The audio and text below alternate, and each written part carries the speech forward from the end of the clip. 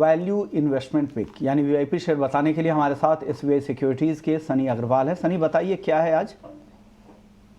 Good afternoon. और आज की मेरी वीआईपी सेगमेंट में पिक रहेगी ICICI bank with a price target of 1450 and investment horizon of 12 month.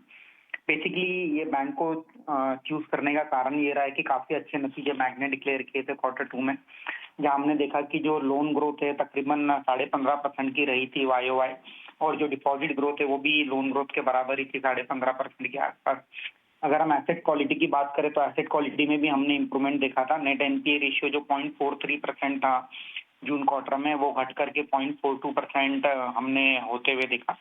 और एट द सेम टाइम जो प्रॉफिट आफ्टर टैक्स है वो तकरीबन 15% बढ़ करके 117 बिलियन रुपीज का प्रॉफिट दर्ज किया था बैंक ने।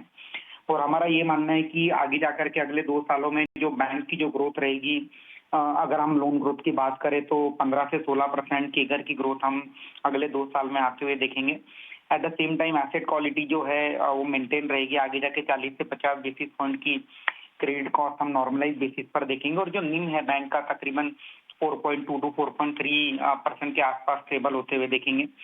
अगर मैं वैल्यूएशन की बात करता हूं तो FY25 पे तकरीबन 3 टाइम प्राइस टू बुक पे बैंक ट्रेड कर रही है, और FY26 पे 2.5 टाइम प्राइस टू बुक पे बैंक अवेलेबल है।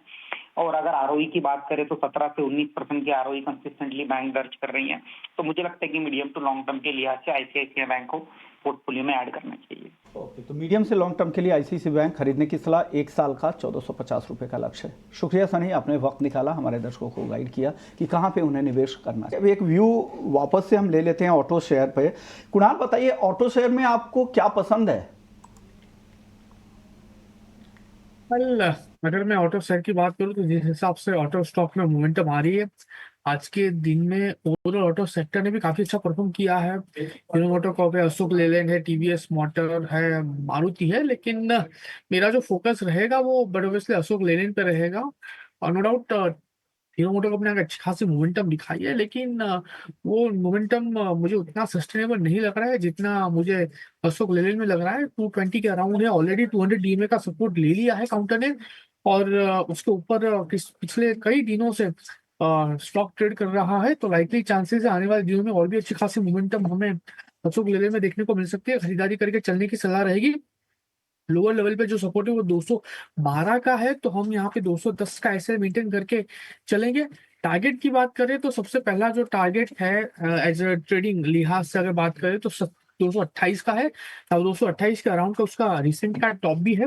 और जैसे ये टॉप ब्रेक होगा यानी कि 228 का लेवल ब्रेक होगा, आपको वन में ऊपरी लेवल पे 240 तक के लेवल मिल सकते हैं, यानी कि 9 से लेके 10% की मोमेंटम ये स्टॉक हमें यहाँ से दे सकता है।